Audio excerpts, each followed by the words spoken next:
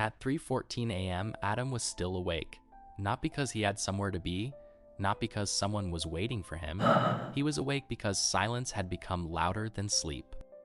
At 31, his life looked fine from a distance. Stable job, decent apartment, enough money to avoid asking anyone for help. But every day felt like a copy of the one before it. He kept meaning to call his mother, kept meaning to visit his father, kept meaning to apologize to people who had stopped expecting one. Somehow, later had quietly become 15 years. That night, Adam found an old photograph. He stared at the 16-year-old boy in it and whispered the kind of sentence adults only say when nobody can hear them. I would do everything differently. Then he closed his eyes. When Adam opened his eyes, the ceiling was wrong. The posters were wrong. Even the air smelled wrong. Laundry detergent, old carpet, and the cinnamon cereal his mother used to buy. His hands were smaller. His face was younger. The old phone on the desk showed the date, September 12th, 2011. Beside it, his grade 11 timetable. Adam did the math twice. He was 16 again. Adam's mom walks in. He had rehearsed hundreds of things he would say if he ever saw her like this again. Instead, he could only stare. His mom warns, Adam, you're going to miss the bus. He shockingly gasps. Mom. His mom snapping back.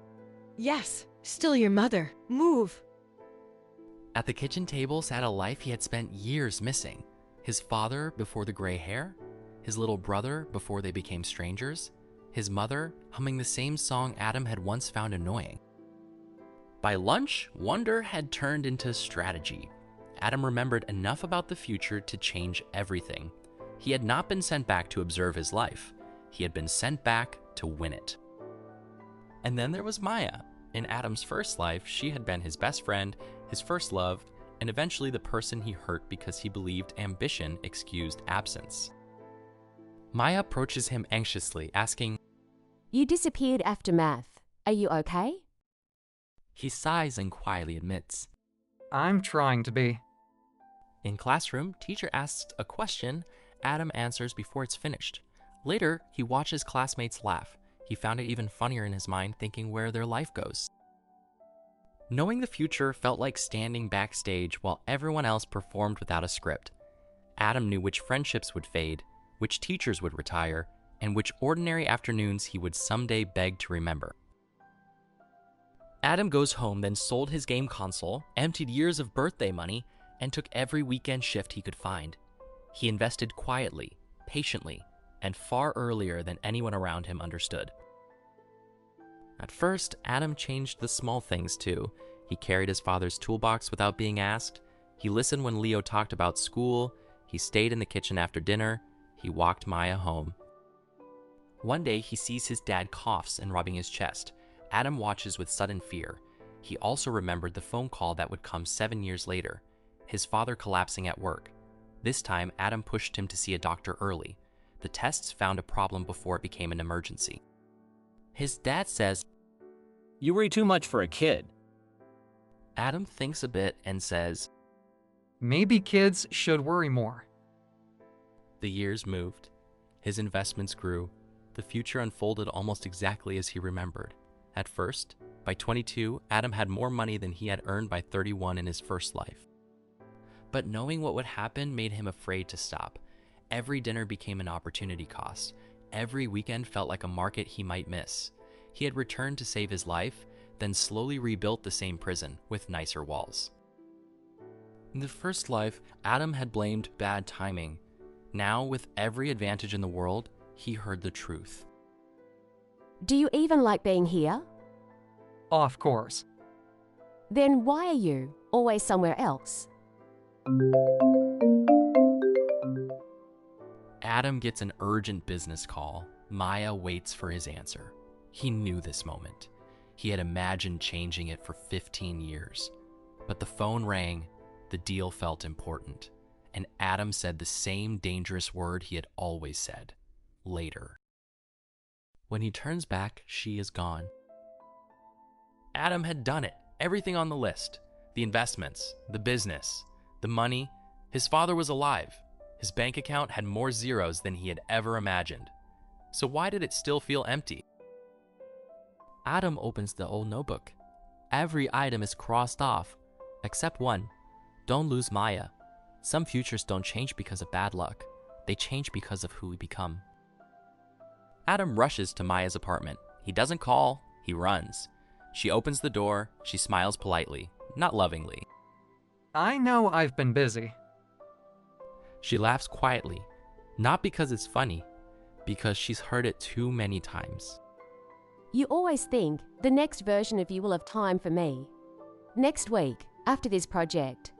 After this deal, you're always planning a better tomorrow. While missing today. She closes the door, not angry, just finished. He doesn't knock again. He doesn't call her name. For the first time in years, he has no argument left. Maya didn't leave because she stopped loving him. She left because she got tired of waiting for a version of Adam that never arrived. For the first time, he wasn't thinking about tomorrow. He was finally seeing today. Adam exhales, then walks to his luxury apartment. Everything is exactly the way he wanted. Designer furniture, city skyline, awards. He had built the life he once prayed for, so why did it feel exactly like the life he had tried to escape? Money had solved every problem except the one that mattered most. The room goes quiet. Adam sadly goes to sleep. Next morning. Adam opens his eyes, exactly where the story began. He sits upright, breathing heavily, starts crying and laughing at the same time. The room is exactly as it was, 31 years old, the same apartment, the same rain, the same night.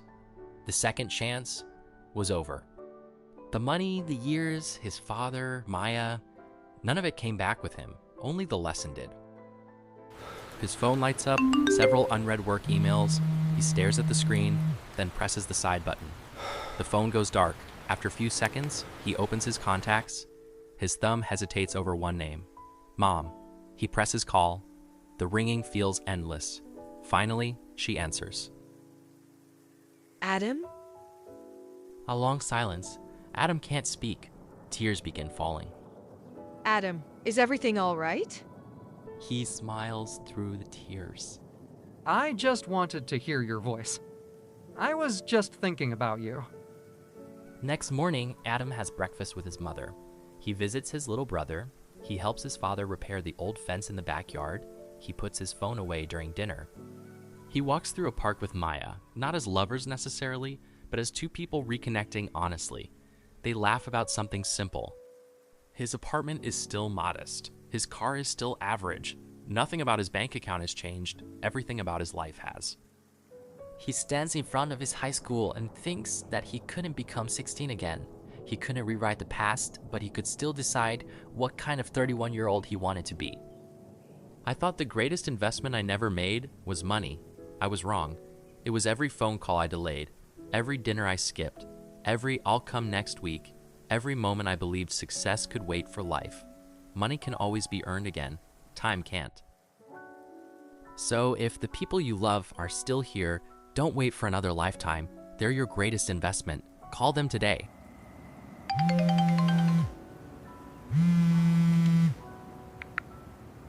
Hello, Mom. Hope you liked my story. Thanks for watching. Your future starts today. I will see you in the next one.